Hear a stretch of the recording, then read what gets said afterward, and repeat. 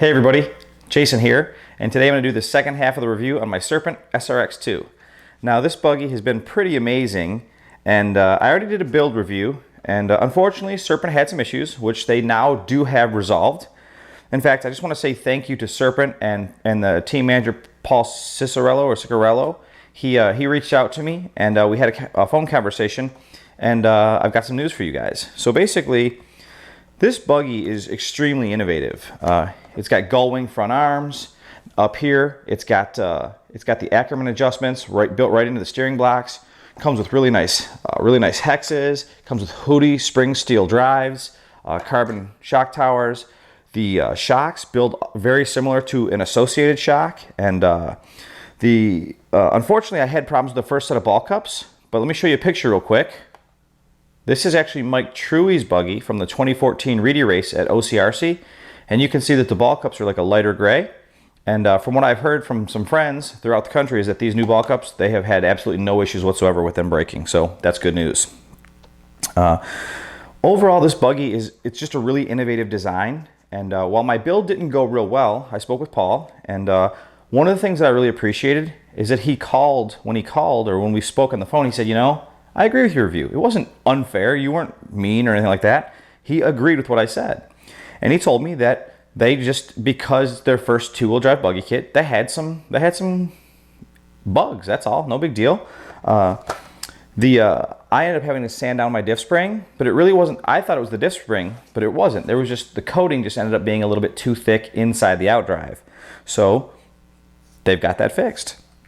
The ball cups, the material that they're made out of, you know, Billy Easton, the guy that designed this buggy, was the main tester for this buggy. The guy's a former world champion. He probably doesn't hit a whole heck of a lot of stuff.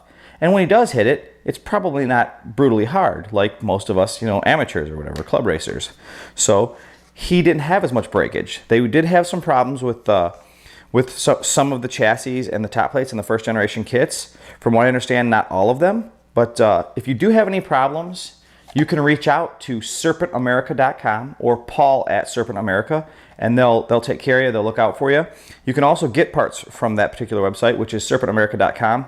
And I checked it out, and it says DeSoto Racing, so I think there's like some type of a distributorship going on. I don't completely understand it, and I don't really need to understand it. I just know that if I need parts or if I have, you know, problems with new kits, you can get in touch, and there is someone to communicate with. Originally, I had looked at serpent.com, and the main company is based out of like Norway or the Netherlands or something like that. I really can't remember, but either way, there was no phone number at serpent.com, but there is support for you at serpentamerica.com, which is pretty cool. So overall, it is surprisingly good. So I built this with like some budget electronics because I'm doing another video on a budget build. But you know, and I wasn't happy with the build, and so I talked to a couple of my friends back in Illinois, and they said, listen, we don't care what you thought about the build. Get the buggy on the track before you judge it. And this is sad to say, but I was actually so disappointed in the build, I almost packaged the car up and sold it. You could tell that the kit was really nice, but like all the little flaws and stuff, I'm like, am I really going to keep this thing? Well, my buddies in Illinois were right. I put this thing on the track, and literally this buggy was as good, possibly better than my B4, and I just built it right out of the box. There's nothing special. There's no special setup. There's no nothing.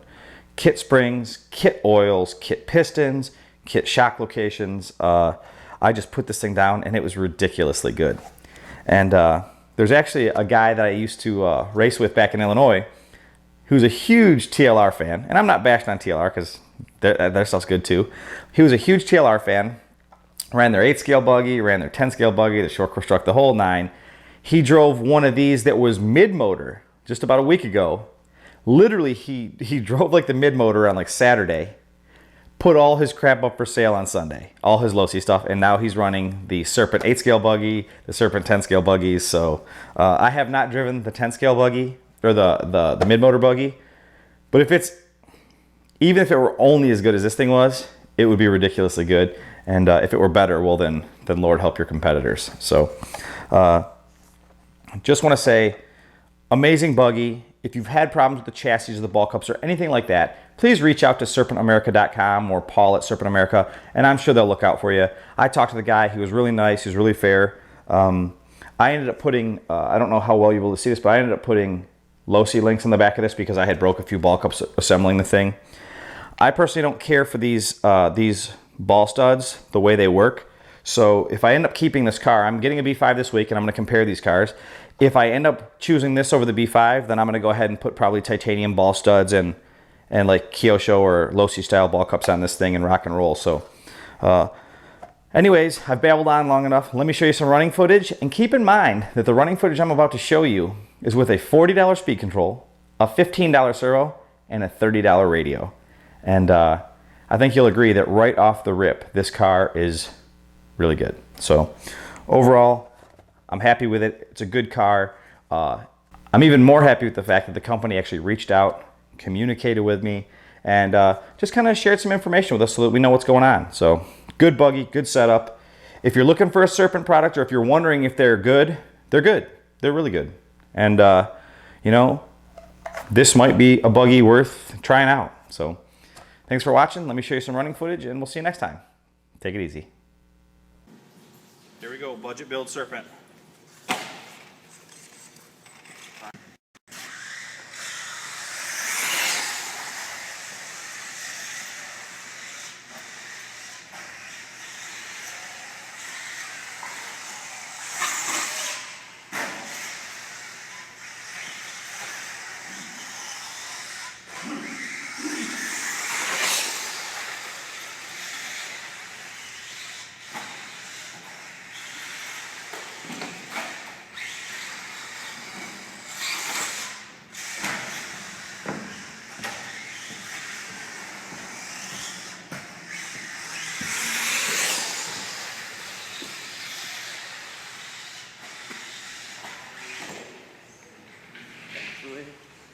All right, so I know you hate the remote, but what do you think of the car?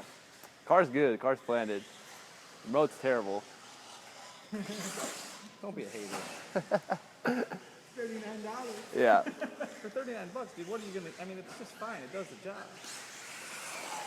It's just easy to drive. Yeah.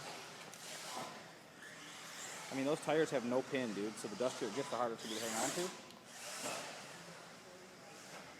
The land's good, doesn't it? Land's really good. Really, like, plush. I have no idea whatever the kit says. I didn't know even. Oh, come on, man. Come We're in parking. there. Thanks for. Oh, yeah, we don't have any parts. There's no parking over there, dude. All right, let Brandon take some laps and get his opinion. I'm going to talk to you for a second.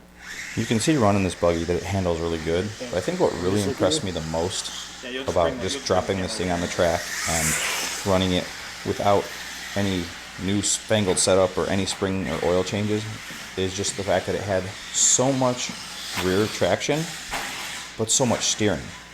And I don't know if it's the gull. I don't. To be honest, I'm not even going to speculate on what it is. I don't know what it is, but I can tell you that my B4. This car is actually running a shorty pack, and my B4, when running a shorty, just wasn't as planted. I ended up having to run a long pack in the B4 so that it felt kind of like docile enough or easy enough to drive to be really competitive with it, where this has a shorty pack in it, and it's just really very planted, like, so it has good steering, and it's just as my B4 it's just consistent and easy to drive. So I just built just very surprising, because I've driven 22s, I've driven 22 buggies, associated buggies, I've got an RB6, Centro, I've driven rear motor, mid motor, and this car just had an amazing amount of rear traction combined with steering. So I know those things don't usually go hand in hand, but it was impressive. So that's it.